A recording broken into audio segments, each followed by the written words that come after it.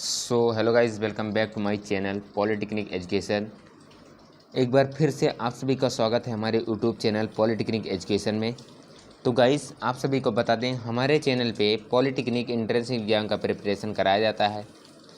Polytechnic entrance exam का जो है प्रिपरेशन कराया जाता है, तैयारी कराई जाती है। तो जितने भी बच्चों को UP polytechnic, Bihar polytechnic, Jharkhand polytechnic या अदर स्टेट के पॉलिटेक्निक के एंट्रेंस एग्ज़ाम की प्रिपरेशन करनी है, तैयारी करनी है, तो वो बच्चे हमारे चैनल से जुड़ सकते हैं। हमारे चैनल से जुड़ेंगे और आप लोग किस तरह से जुड़ेंगे, हमारे चैनल पे जाएंगे और हमारे चैनल को सब्सक्राइब करके बेल आइकन दबा दीजिएगा ताकि आई हुई वीडियो आप तक सबसे पहले पहुंच सके। इसी प्रकार से आप लोग हमारे चैनल से जुड़ेंगे और हम जितने भी क्वेश्चन लेके आएंगे, जितने भी क्वेश्चंस आप सभी के लिए लेके आएंगे, previous year question, model paper, जितने भी क्वेश्चंस लेके आएंगे, सभी क्वेश्चंस आपके पास पहुंच जाएगा। अगर आप चैनल को सब्सक्राइब करके बेल आइकन दबाना नहीं भूलेंगे तो आप लोगों के पास सबसे पहले वीडियो पहुंचेगी। ठीक है, तो चलिए आज बता दें, आज की क्लास में हम आपको जो भी पॉलिटेक्निक के, यूपी पॉलिटेक्निक के या बिहार पॉलिटेक्निक, किसी भी स्टेट के पॉलिटेक्निक में क्वेश्चन पूछे गए हैं, सभी स्टेट के पॉलिटेक्निक में इसी प्रकार से क्वेश्चंस पूछे जाते हैं। ठीक है, तो आज हम आप सभी को ऐसे क्वेश्चंस बताएंगे जो हमारे एग्ज़ाम में कई बार पूछे जा चुके हैं, ऐसे क्वेश्चंस जो हमारे एग्ज़ाम के लिए बहुत ही महत्वपूर्ण है। ठीक है, तो आप सभी के लिए हम फिजिक्स के कौन सा क्लास है, फिजिक्स का क्लास है। ठीक है, फिजिक्स का क्लास है और कुछ ऐसे महत्वपूर्ण क्वेश्चंस आप सभी के लिए लेके आए हैं जो हमारे एंट्रेंस एग्जाम में कई बार पूछे जा चुके हैं। एक बात बता दें कि अगर आप लोगों को सभी सब्जेक्ट का आप लोग पीडीएफ मांग रहे हैं, तो पीडीएफ नहीं, आप लोगों को सभी सब्जेक्ट का क्या मिल जाएगा, प्लेलिस्ट मिल जाएगा। और वो प्लेलिस्ट कहाँ मिलेगा, वो प्लेलिस्ट का लिंक हमारे डिस्क्रिप्शन बॉक्स में मिल जाएगा।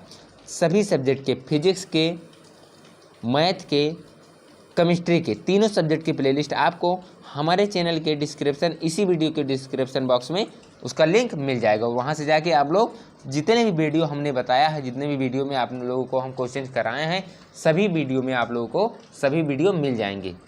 ठीक है, सीरियल वाइज।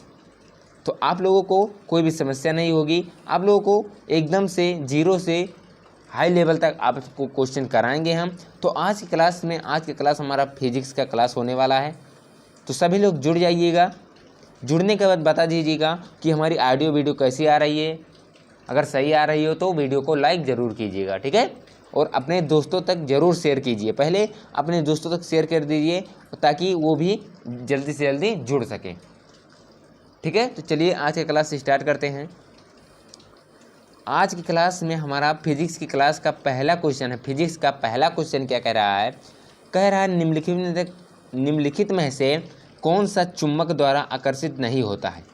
पूछ रहा है निम्नलिखित में से, इन चारों में से आपको बताना है कि चुंबक द्वारा आकर्षित नहीं होता है। कौन सा धातु है, अधातु है, तत्व है कि चुंबक द्वारा आकर्षित नहीं होता। किसके द्वारा, चुंबक द्वारा जो है आकर्षित नहीं होता है।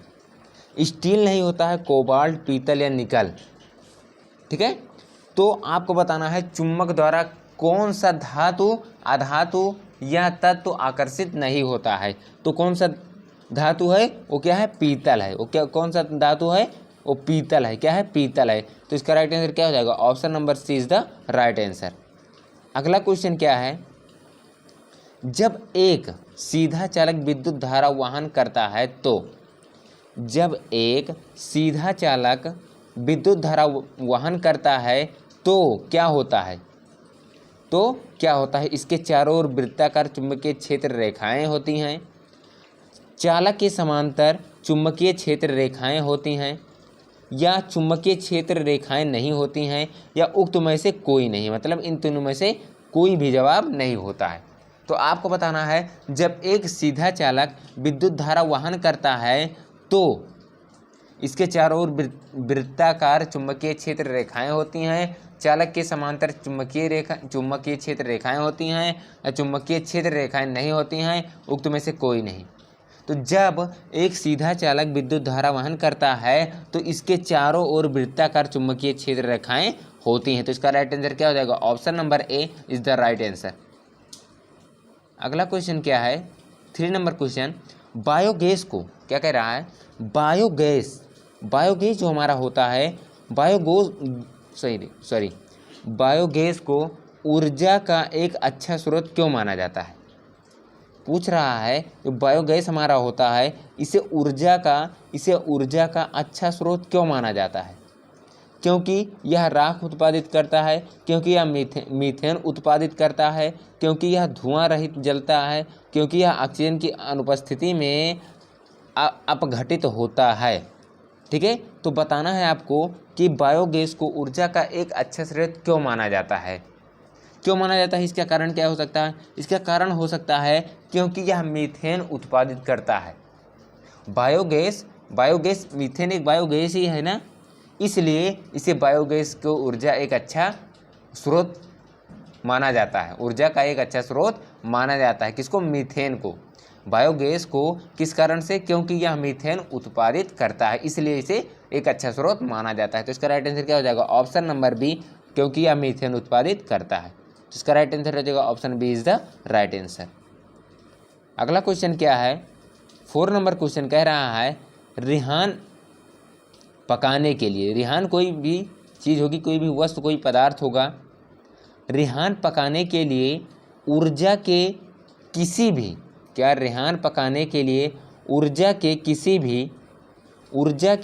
भी स्रोत का प्रयोग कर सकता है, परंतु वह स्रोत से धुएं के उत्पादन से बचना चाहता है। निम्न में से किस स्रोत को उसे पकाने के लिए प्रयोग करना चाहिए। रिहान को पकाने के लिए किस स्रोत का प्रयोग करना चाहिए, कोयले का, लकड़ी का, पेट्रोलियम का या विद्युत का। ठीक है, तो रिहान को पकाने के लिए हमें विद्युत का प्रयोग करना चाहिए। तो कौन सा स्रोत होगा, विद्युत। तो इसका राइट आंसर क्या हो जाएगा, option number D is the right answer. Rihan को पकाने के लिए हमें विद्युत का प्रयोग करना चाहिए। ठीक है, तो इसका राइट आंसर क्या हो जाएगा, option number D is the right answer. अगला क्वेश्चन क्या कह रहा है, नेक्स्ट क्वेश्चन। तो हमें उम्मीद है आप सभी को हमारी वीडियो समझ में आ रही होगी। अगर हमारी ऑडियो वीडियो आपको समझ में आ रही हो तो वीडियो को लाइक ज़रूर कीजिएगा और वीडियो के अंत तक ज़रूर बने रहिएगा, ताकि आप सभी भी अच्छे से अच्छे तैयारी कर सकें। अगर आप लोग वीडियो को स्किप करेंगे तो आप सभी को समस्या हो जाएगी, समझ में नहीं आएगा। ठीक है, इसलिए कहते हैं आप लोग वीडियो को शुरू से अंत तक ज़रूर देखिएगा। ठीक है, तो ये क्वेश्चन क्या कह रहा है निम्न में से कौन सी प्रक्रिया एक बल्ब को जलाने के लिए ऊर्जा उत्पादन हेतु सूर्य की ऊर्जा को निष्कासित करने की व्याख्या करता है। ठीक है, पूछ रहा है कौन सी प्रक्रिया एक बल्ब को जलाने के लिए ऊर्जा हेतु सूर्य की ऊर्जा को निष्कासित करने की व्याख्या करता है। मतलब सूर्य की ऊर्जा को निष्कासित मतलब अवशोषित करने का प्रयास करता है, व्याख्या करता है। तो विद्युत ऊर्जा को सौर ऊर्जा में परिवर्तित करने का, या सौर ऊर्जा को विद्युत ऊर्जा में, सौर ऊर्जा को गतिज ऊर्जा में परिवर्तित करने का, या गतिज ऊर्जा को सौर ऊर्जा में। तो जो सूर्य की ऊर्जा होती है वो ऊर्जा किस में निष्कासित करती है, सौर ऊर्जा को विद्युत ऊर्जा में परिवर्तित करती है। तो इसका राइट आंसर क्या हो जाएगा, option number B is the right answer. सौर ऊर्जा जो है वो किसको विद्युत ऊर्जा में परिवर्तित करता है। सूर्य की ऊर्जा को सौर ऊर्जा विद्युत ऊर्जा में परिवर्तित करता है। तो हमारा जो सूर्य की ऊर्जा होगी निष्कासित करेगा, क्या करेगा, सौर ऊर्जा को विद्युत ऊर्जा में निष्कासित करेगा। तो इसका राइट आंसर क्या हो जाएगा, option number B is the right answer. ठीक है, option number B is the right answer. अगला क्वेश्चन पे चलते हैं। नेक्स्ट क्वेश्चन क्या कह रहा है एक लेंस की शक्ति, क्या दिया हुआ है, एक लेंस की शक्ति -2d दी है, यानी कि R बराबर -2d, R यानी कि शक्ति है, तो इसकी फोकस लंबाई F निकालना है। क्या निकालना है यहाँ पर, F हमें फाइंड करना है। ठीक है, तो इसमें आपको देखना रहता है मीटर और सेंटीमीटर। अगर ये मीटर में दिया रहेगा तो 1/, हो जाएगा 1/F हो जाएगा, सॉरी R बराबर 2F होता है, R बराबर क्या होता है, R बराबर 2F होता है। ठीक है, तो F बराबर क्या हो जाएगा, R/2 हो जाता है। ठीक है, R/2 हो जाता है। ठीक है, लेकिन r/2 हो जाता है। लेकिन क्या करना है, आपको बताना है एक लेंस की शक्ति -2 डायोप्टर है, तो फोकस लंबाई क्या है, आपको फोकस लंबाई बतानी है। ठीक है, एफ निकालना है। तो r बराबर -2d दिया हुआ है, लेंस की शक्ति दी हुई 2d।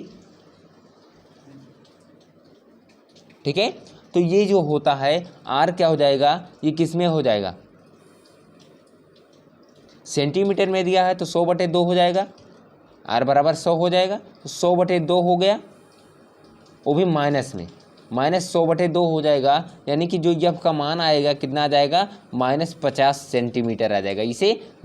इसे सेंटीमीटर में लिखेंगे तो 100 सेंटीमीटर में लिखेंगे तो 100 लिखेंगे, और मीटर में लिखेंगे तो 1 लिखेंगे। तो क्या सेंटीमीटर में पूछा हुआ है तो -r/2 में, यानी कि ये माइनस में दिया हुआ है शक्ति, तो -r/2 हो जाएगा, यानी कि 100/2 -50 सेंटीमीटर हो जाएगा। तो इसका राइट आंसर क्या हो जाएगा, option number B is the right answer. ठीक है, तो हमें उम्मीद है आप सभी को समझ में आ रहा होगा। हमारी वीडियो समझ में आ रही हो तो दोस्तों तक शेयर कीजिए, वीडियो को लाइक करना मत भूलिएगा। ठीक है, और किसी भी क्वेश्चन में आपको कोई भी डाउट होता है तो वो क्वेश्चन आप लोग हमें कमेंट में या हमारे व्हाट्सएप ग्रुप का लिंक आपको डिस्क्रिप्शन बॉक्स में मिल जाएगा, उस लिंक से जुड़ के आप लोग क्वेश्चन पूछ सकते हैं। चाहे जो भी क्वेश्चन आप लोग उस पर शेयर करके पूछ सकते हैं, आपको उसका सॉल्यूशन मिल जाएगा। ठीक है, उसका जवाब तुरंत मिल जाएगा। ठीक है, तो उस क्वेश्चन का सॉल्यूशन आपको तुरंत मिल जाएगा। तो आप लोग भी हमारे व्हाट्सएप ग्रुप से जुड़िए, और टेलीग्राम ग्रुप से भी जुड़ सकते हैं। टेलीग्राम ग्रुप का भी लिंक आपको हमारे डिस्क्रिप्शन बॉक्स में मिल जाएगा। ठीक है, तो आप लोग उससे भी जुड़ सकते हैं। ठीक है, तो चलते हैं अगले क्वेश्चन पे। नेक्स्ट क्वेश्चन 7 नंबर क्वेश्चन कह रहा है, नेत्रोद और लेंस के बीच काला घुला भाग कहलाता है। क्या कह रहा है नेत्रलोद और लेंस के बीच काला खुला भाग कहलाता है। क्या, नेत्रोद और लेंस, यानी कि नेत्र और लेंस के बीच काला घुला भाग जो होता है, जो काला भाग आपको दिखाई देता है नेत्र में, आँख में, ऐसे आँख है, इधर वाइट है, बीच में काला है, उसके भी काला है, उस भाग को हम क्या कहते हैं, उस भाग को हम क्या कहते हैं, रेटिना कहते हैं, आइरिस कहते हैं, कॉर्निया कहते हैं, प्यूपिल कहते हैं। तो उस भाग को हम क्या कहते हैं, उस भाग को हम प्यूपिल कहते हैं। क्या कहते हैं, प्यूपिल कहते हैं। तो इसका राइट आंसर क्या हो जाएगा, option number D is the right answer. जो हमारे आंख में काला सा छोटा सा भाग होता है उसे हम क्या कहते हैं, प्यूपिल कहते हैं। तो इसका राइट आंसर क्या हो जाएगा, option number D is the right answer. अगला क्वेश्चन क्या है, 8 नंबर क्वेश्चन, तांबे की तार की एक आयताकार कुंडली। क्या कह रहा है, तांबे की तार की एक आयताकार कुंडली एक चुंबकीय क्षेत्र में घुमाई जाती है। पूछ रहा है, कह रहा है तांबे की तार की एक आयताकार कुंडली, तो क्या पूछ रहा है, कह रहा है क्वेश्चन हमारा क्या कह रहा है तांबे की तार की एक आयताकार कुंडली एक चुंबकीय क्षेत्र में घुमाई जाती है, प्रेरित विद्युत की दिशा प्रत्येक चक्र में कितनी बार बदलती है। पूछ रहा है प्रेरित विद्युत की दिशा प्रत्येक चक्र में, मतलब एक चक्र में कितनी बार घूमती है या बदलती है, कितनी बार क्या है, बदलती है। ठीक है, तो कह रहा है तांबे की तार की एक आयताकार कुंडली एक चुंबकीय क्षेत्र में घुमाई जाती है, प्रेरित विद्युत की दिशा प्रत्येक चक्र में कितनी बार बदलती है, 2 घूर्णन, 1 घूर्णन, चौथाई घूर्णन या आधा घूर्णन। तो ये कितनी बार घूमती है, ये 2 घूर्णन घूमती है। कितना बार घूमती है, 2 घूर्णन बार घूमती है। जो प्रेरित विद्युत की दिशा होती है प्रत्येक चक्र में 2 घूर्णन घूमती है। तो इसका राइट आंसर क्या हो जाएगा, option number A is the right answer, 2 घूर्णन घूमती है। अगला क्वेश्चन क्या है, 9 नंबर क्वेश्चन, दोपहर में सूर्य सफ़ेद दिखाई देता है क्यों, इसका कारण क्या हो सकता है। जो दोपहर में हमारा सूर्य होता है वो सफ़ेद क्यों दिखाई देता है, इसका कारण क्या हो सकता है। ठीक है, तो इसका कारण आपको बताना है। ठीक है, कह रहा है दोपहर में सूर्य किस कारण सफ़ेद दिखाई देता है। प्रकाश का न्यूनतम प्रकीर्णन होता है, श्वेत प्रकाश के सभी रंग प्रकीर्णित होते हैं, नीला रंग सर्वाधिक प्रकीर्णित होता है या लाल रंग सर्वाधिक प्रकीर्णित होता है। ठीक है, तो आपको आपको बताना है कि दोपहर में सूर्य सफ़ेद दिखाई देता है, इसका कारण क्या हो सकता है। तो दोपहर में सूर्य सफ़ेद दिखाई देने का कारण हो सकता है क्योंकि श्वेत प्रकाश के सभी रंग परिकिरणित होते हैं। क्या? श्वेत प्रकाश के सभी रंग परिकिरणित होते हैं, इसलिए हमें दोपहर में सूर्य सफ़ेद दिखाई देता है। तो इसका राइट आंसर क्या हो जाएगा? ऑप्शन नंबर बी, श्वेत प्रकाश के सभी रंग परिकिरणित होने के कारण हमें सूर्य दोपहर में सफ़ेद दिखाई देता है। तो इसका राइट आंसर क्या हो जाएगा? Option number B. Option number B is the right answer. Option number B is the right answer. अगला क्वेश्चन क्या है? 10 नंबर क्वेश्चन, पदार्थ प्रतिरोधकता और लंबाई वाले एक तार को, क्या? पदार्थ प्रतिरोधकता और लंबाई वाले एक तार को दो समान भागों में काटा गया। कह रहा है पदार्थ प्रतिरोधकता और लंबाई वाले एक तार को समान भागों में काटा गया है, तो दोनों भागों की प्रतिरोधकता है। आपको दोनों भागों की एक पदार्थ, कोई पदार्थ है, प्रतिरोधकता और लंबाई वाले एक तार को दो समान भागों में, ठीक है, दो समान भागों में बांटा गया है, काटा गया है, तो दोनों भागों की प्रतिरोधकता क्या होगी? ठीक है, तो मान लीजिए एक भाग की प्रतिरोधकता P है, तो दोनों एक समान है, तो ये भी P हो जाएगा। ठीक है, तो दोनों भागों की प्रतिरोधकता क्या हो जाएगी? 2P हो जाएगी। क्या हो जाएगी? 2P हो जाएगी। इसे समान, जब समान है दोनों, तो दोनों समान है, तो PA भी है, PA भी है, तो दोनों को अगर हम पूरा जब ले लेंगे, दोनों भाग ले लेंगे, तो उसकी प्रतिरोधकता क्या हो जाएगी? 2P हो जाएगी। तो इसका राइट आंसर क्या हो जाएगा? ऑप्शन नंबर सी, 2P, यानी कि इसका राइट आंसर आ जाएगा 2P is the right answer. अगला क्वेश्चन क्या कह रहा है? अगला क्वेश्चन नेक्स्ट क्वेश्चन, एक वस्तु एक समांतर दर्पण के सामने, क्या? एक वस्तु एक समांतर दर्पण के सामने 0.25 मीटर की दूरी पर रखी है। वस्तु और प्रतिबिंब के बीच की दूरी बतानी। क्या? वस्तु और प्रतिबिंब के बीच की दूरी आपको बतानी है। तो कह रहा है एक वस्तु एक समतल दर्पण के सामने 0.25 मीटर पे रखी हुई है, वस्तु और प्रतिबिंब के बीच की दूरी क्या होगी? ठीक है, तो वस्तु ये क्या दिया हुआ है? दर्पण के सामने, ये तो प्रतिबिंब, वस्तु और प्रतिबिंब के बीच की दूरी बतानी। तो एक वस्तु एक समतल दर्पण के सामने इतना धरा हुआ है, तो क्या दूरी पर रखी है, तो वस्तु और प्रतिबिंब के बीच की दूरी का सूत्र क्या होता है? m + 0.25 m होता है। समान रहेगा, जितने भी दूरी पर ये सामने रखेगा उतने ही दूरी पर वस्तु और प्रतिबिंब के बीच के पीछे रखा जाएगा। तो यम, यानी कि ये यम दिया था, तो यम + 0.25 हो जाएगा, तो 0.25 हो जाएगा + 0.25, यानी कि 0.5 हो जाएगा। कितना हो जाएगा? 0.5 मीटर हो जाएगा। तो इसका राइट आंसर क्या हो जाएगा? Option number D.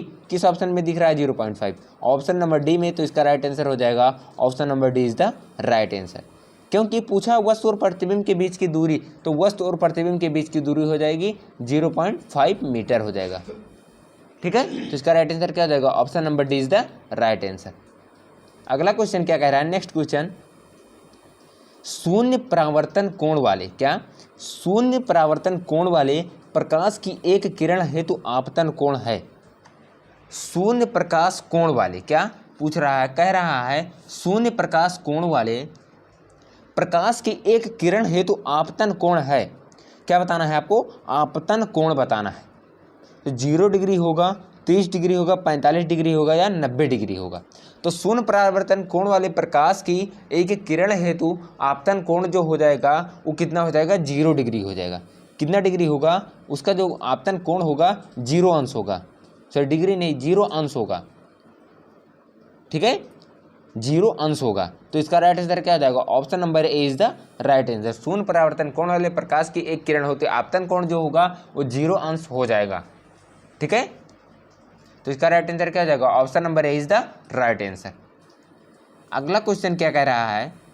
कह रहा एक उत्तल दर्पण, क्या कह रहा है? एक उत्तल दर्पण द्वारा बने प्रतिबिंब एक उत्तल दर्पण द्वारा बने प्रतिबिंब की प्रकृति जब दर्पण के से वस्तु, क्या कह रहा है, एक उत्तल दर्पण द्वारा बने प्रतिबिंब की प्रकृति जब दर्पण से वस्तु की दूरी ध्रुव और फोकस बिंदु F के बीच की दूरी से कम होती है तो कम होगी। क्या पूछ रहा है, कह रहा है एक उत्तल दर्पण द्वारा बने प्रतिबिंब की प्रकृति जब दर्पण से वस्तु की दूरी ध्रुव और फोकस बिंदु F के बीच की दूरी से कम होगी तो वस्तु किस प्रकार से बनेगा, किस प्रकार से होगा। वास्तविक उल्टा और आकार में छोटा होगा, वास्तविक उल्टा और आकार में बड़ा होगा, आभासी सीधा और आकार में छोटा होगा या आभासी सीधा और आकार में बड़ा होगा। तो क्या कह रहा है कि एक उत्तल दर्पण द्वारा बने, एक उत्तल दर्पण द्वारा बने, क्या, एक उत्तल दर्पण द्वारा बने प्रतिबिंब की प्रकृति जब दर्पण से वस्तु की दूरी ध्रुव और फोकस बिंदु और ध्रुव के बीच की दूरी से कम होगी। कब, जब आभासी सीधा और आकार में बड़ा बनेगा प्रतिबिंब तो क्या होगा, दूरी ध्रुव और फोकस बिंदु के बीच दूरी से कम होगी। कब होगी, जब वस्तु आभासी सीधा और आकार में बड़ा होगा। तो इसका राइट आंसर क्या हो जाएगा, ऑप्शन नंबर डी, वो आभासी सीधा और आकार में बड़ा। ठीक है, तो इसका राइट आंसर क्या हो जाएगा, option number D is the right answer. Option number D इसका सही विकल्प ऑप्शन नंबर डी है। अगला क्वेश्चन क्या कह रहा है, जल का अपवर्तनांक, क्या, जल का अपवर्तनांक 1.33 है। क्या, जल का अपवर्तनांक 1.33 है। जल में प्रकाश की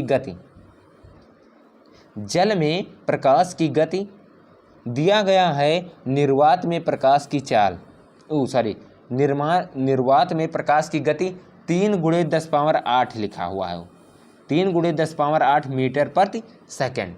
तो जल का अपवर्तनांक, तो जल में प्रकाश की गति पूछी है, तो जल का अपवर्तनांक दिया हुआ है तो यन बराबर क्या होता है, C/B होता है। तो यन हमें दिया हुआ है अपवर्तनांक 1.33, क्या दिया हुआ है, हमें क्या दिया हुआ है, हमें यन दिया हुआ है, यन बराबर 1.33 दिया हुआ है। ठीक है, हमें यन बराबर 1.33 दिया हुआ है और क्या दिया हुआ है, और हमें C दिया हुआ है। C क्या दिया हुआ, C भी दिया हुआ है 3 × 10⁸ मीटर प्रति सेकंड, यानी कि प्रकाश की गति, निर्वात में प्रकाश की गति 3 × 10⁸ मीटर प्रति सेकंड दिया हुआ है। तो यन बराबर हमें दिया हुआ है, यन बराबर दिया हुआ है 1.33, C बराबर दिया हुआ है 3 × 10⁸, तो हमें B निकालना है। तो यन बराबर C/B होता है, तो B बराबर ये C/N हो जाएगा। तो C दिया हुआ है 3 × 10⁸ बटे 1.33 N दिया हुआ है। तो इसे डिवाइड करेंगे तो लगभग कितना आ जाएगा, 2.66 × 10⁸ मीटर प्रति सेकेंड। तो ये क्या हो जाएगा, जल में प्रकाश की गति हो जाएगी, जल में प्रकाश की गति जो हो जाएगी 2.66, कितना हो जाएगा, 2.26 कितना हो जाएगा, 2.26 लगभग 2.26 × 10⁸ के करीब क्या आएगा, जल में प्रकाश की गति। तो इसका राइट आंसर क्या हो जाएगा, option number C is the right answer. ठीक है, तो हमें उम्मीद है आप सभी को हमारी वीडियो समझ में आ रही होगी। अगर समझ में आ रही है तो अंत तक जरूर बने रहिएगा। ठीक है, किसी भी क्वेश्चन में कोई डाउट होगा, किसी भी क्वेश्चन का आपको आंसर गलत लगेगा तो उस क्वेश्चन को बताइएगा, हम उस क्वेश्चन में सुधार लाएंगे, उसको हम सॉल्व करके दोबारा बता देंगे। ठीक है, चलते हैं नेक्स्ट क्वेश्चन पे। अगला क्वेश्चन क्या कह रहा है, एक अवतल लेंस की आवर्धन क्षमता है, एक अवतल लेंस की आवर्धन क्षमता कितनी होती है, सदैव 1 से अधिक, सदैव 1 से कम, सदैव 1 के बराबर या कुछ भी मान हो सकता है। यानी कि सदैव एक से छोटा, सदैव एक से बड़ा, सदैव एक के बराबर या कुछ भी मान हो सकता है। ठीक है, तो क्या हो सकता है, सदैव एक से छोटा हो सकता है। अवतल लेंस की आवर्धन क्षमता जो होती है सदैव एक से छोटा होता है। ठीक है, तो इसका राइट आंसर क्या हो जाएगा, option number B is the right answer. अवतल लेंस की आवर्धन क्षमता होती है, क्या होती है, सदैव एक से क्या होता है, एक से कम होता है। ठीक है, तो इसका राइट आंसर क्या हो जाएगा, option number B is the right answer. अगला क्वेश्चन क्या कह रहा है, 16 नंबर क्वेश्चन, वह उपकरण जो परिपथ में, क्या कह रहा है, वह उपकरण जो परिपथ में विद्युत धारा को पता लगाने के लिए प्रयोग करता है कहलाता है। विद्युत धारा को पता लगाने के लिए किस उपकरण का प्रयोग किया जाता है? विद्युत मोटर, एसी जनित्र, गैल्वेनोमीटर या उक्त में से कोई नहीं। तो उपकरण जो परिपथ में विद्युत धारा को पता लगाने के लिए प्रयोग किया जाता है उसे क्या कहते हैं, उसे गैल्वेनोमीटर कहते हैं। क्या कहते हैं, गैल्वेनोमीटर कहते हैं, गैल्वेनोमीटर कहते हैं। क्या कहते हैं, गैल्वेनोमीटर कहते हैं। तो इसका राइट आंसर क्या हो जाएगा, option number C is the right answer. आपको ऑप्शन नंबर सी यानी कि विकल्प सी में आपको इसका क्वेश्चन का आंसर दिख रहा है, गैल्वेनोमीटर होता है। तो जो उपकरण परिपथ में विद्युत धारा को पता लगाने का कार्य करता है उस उपकरण को, उस यंत्र को क्या कहते हैं, गैल्वेनोमीटर कहते हैं। ठीक है, तो ये क्वेश्चन ऐसे क्वेश्चन कई बार इसी प्रकार से क्वेश्चन आपके एंट्रेंस एग्जाम में पूछे गए हैं। ये क्वेश्चन आपका कई बार पूछा जा चुका है। ये क्वेश्चन जो है ये कई बार पूछे जा चुके हैं आपके एंट्रेंस एग्जाम में। ठीक है, तो इसलिए आप लोग ऐसे क्वेश्चन को दिमाग में जरूर बैठा लीजिएगा। ठीक है, तो इसका राइट आंसर हो जाएगा ऑप्शन नंबर सी। आपको जो विद्युत धारा में परिपथ नापने के लिए जिस यंत्र का प्रयोग किया जाता है वो क्या है, गैल्वेनोमीटर। ठीक है, वो कौन सा उपकरण है, गैल्वेनोमीटर। अगला क्वेश्चन क्या है, 17 नंबर क्वेश्चन क्या है, एसी जनित्र के सिद्धांत पर कार्य करता है। एसी जनित्र के सिद्धांत पर कार्य करता है, किस जनित्र के सिद्धांत पर कार्य करता है? एक चालक द्वारा चुंबकीय क्षेत्र में अनुभव किया गया बल, विद्युत चुंबकीय प्रेरण या विद्युत स्थितिक या एक अवशोषित कणिक द्वारा अनुभव किए गए बल। तो पूछ रहा है एसी जनित्र के सिद्धांत पर किस सिद्धांत पर कार्य करता है। ठीक है, एसी जनित्र जो है वो किसके सिद्धांत पर कार्य करता है? एक चालक द्वारा चुंबकीय क्षेत्र में अनुभव किया गया बल या विद्युत चुंबकीय प्रेरण या विद्युत स्थितिक या एक आवेशित कणिक द्वारा अनुभव किए गए बल। तो जो एसी जनित्र होता है वो किसके सिद्धांत पर कार्य करता है? वो करता है विद्युत चुंबकीय प्रेरण के सिद्धांत पर एसी जनित्र कार्य करता है। तो इसका राइट आंसर क्या हो जाएगा, ऑप्शन नंबर बी, विद्युत चुंबकीय प्रेरण। इसका राइट आंसर हो जाएगा option number B is the right answer. अगला क्वेश्चन क्या है, जीवाश्म ईंधन है क्या? जीवाश्म ईंधन एक प्रकार का क्या हो सकता है?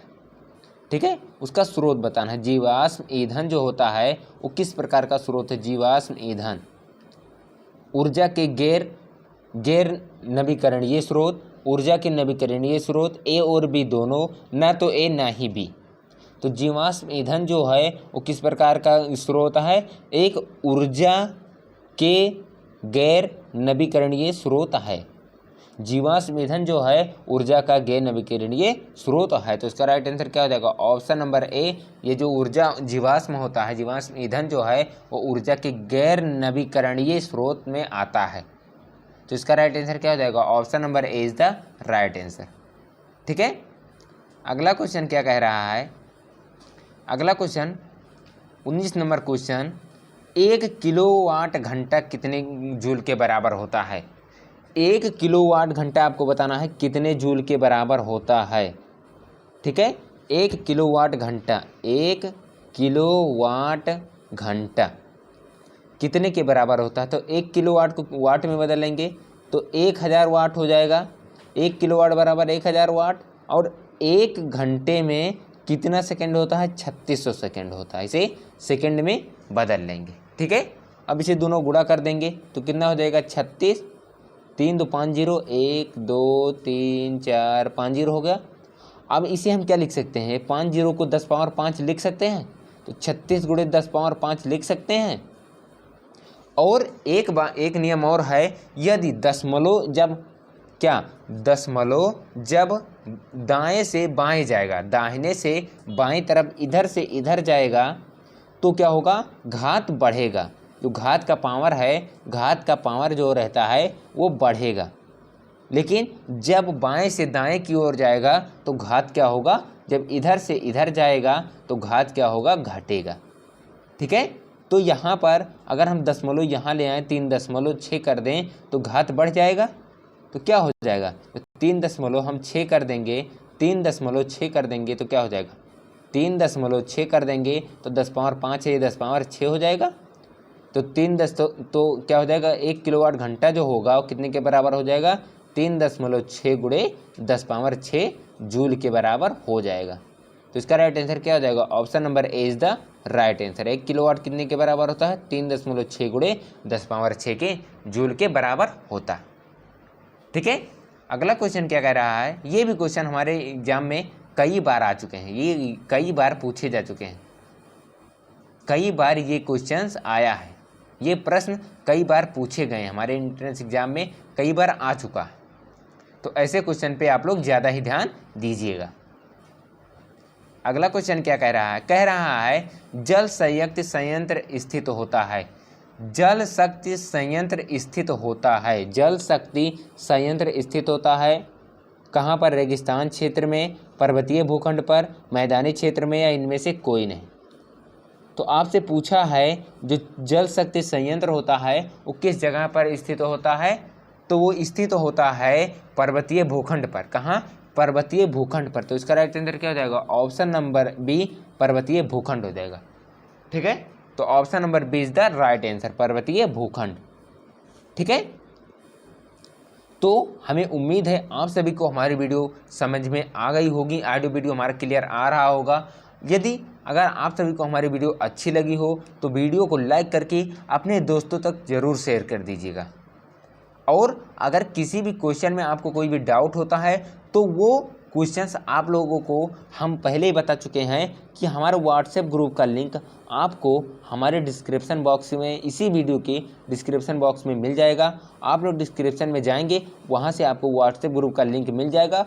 उस व्हाट्सएप ग्रुप से आप लोग जुड़ के अपना डाउट सॉल्यूशन क्लियर कर सकते हैं। किसी भी क्वेश्चन भी, कोई भी क्वेश्चन हो, फिजिक्स, केमिस्ट्री, मैथ, तीनों सब्जेक्ट के कोई भी क्वेश्चन हो तो आप लोग क्वेश्चन पूछ सकते हैं। किसी भी क्वेश्चन में आपको कोई भी समस्या होती है तो क्वेश्चन आप लोग पूछ सकते हैं, ठीक है।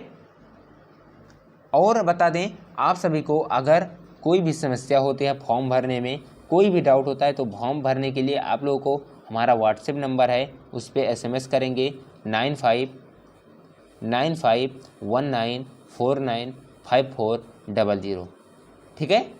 तो इस नंबर पे आप लोग SMS कर सकते हैं, अपना डाउट क्लियर कर सकते हैं। लेकिन आप लोग व्हाट्सएप ग्रुप से ही जुड़ेंगे तो आप लोग ज़्यादा बेहतरीन तरीके से आप लोग को ज़्यादा प्रॉफिट होगा, ठीक है। तो आप लोग वीडियो को शेयर ज़रूर कर दीजिएगा, लेकिन वीडियो को सब्सक्राइब जब तक नहीं करेंगे और बेल आइकन नहीं दबाओगे तब तक आप लोगों को सबसे लेट में पहुंचेगा और आप लोग पीछे रह जाएंगे, और जो बच्चे रहेंगे आपसे आगे हो जाएंगे, ठीक है। तो हमें उम्मीद है आप सभी को हमारी वीडियो अच्छी लगी होगी। अगर अच्छी लगी हो तो आप लोग वीडियो को लाइक ज़रूर कीजिएगा और दोस्तों तक शेयर करना मत भूलिएगा, ठीक है। तो हम फिर मिलेंगे अगली क्लास में। हमारी अगली क्लास जो होने वाली है वो केमिस्ट्री की क्लास होगी। किसकी? केमिस्ट्री की क्लास होगी, और इस क्लास से ज़रूर जुड़िएगा आप लोग, ठीक है। सारे बच्चे कहते हैं कि सर मैथ और केमिस्ट्री के क्वेश्चंस लाइए, ठीक है। तो और बच्चे कह रहे हैं कि सर इंग्लिश में भी क्वेश्चन लाइए, इंग्लिश में PDF लाइए, इंग्लिश में हमारे पास PDF भेज दीजिए, इंग्लिश में क्वेश्चन लाइए, इंग्लिश में क्वेश्चन सॉल्व कराइए। तो वो भी बहुत ही जल्द हम क्वेश्चंस लाने वाले हैं, ठीक है। बहुत ही जल्द ले आएंगे आप सभी के लिए इंग्लिश में भी क्वेश्चंस, कंबाइन रहेगा, इंग्लिश हिंदी दोनों कंबाइन क्वेश्चन रहेंगे, ठीक है। तो फिर हम मिलेंगे अगली क्लास में। तब तक के लिए आप लोग अपना मेहनत जारी रखें और इसी के साथ पढ़ते रहिए, हंसते रहिए, मुस्कुराते रहिए। फिर मिलेंगे अगली क्लास में, तब तक के लिए आप लोग को बेस्ट ऑफ लक।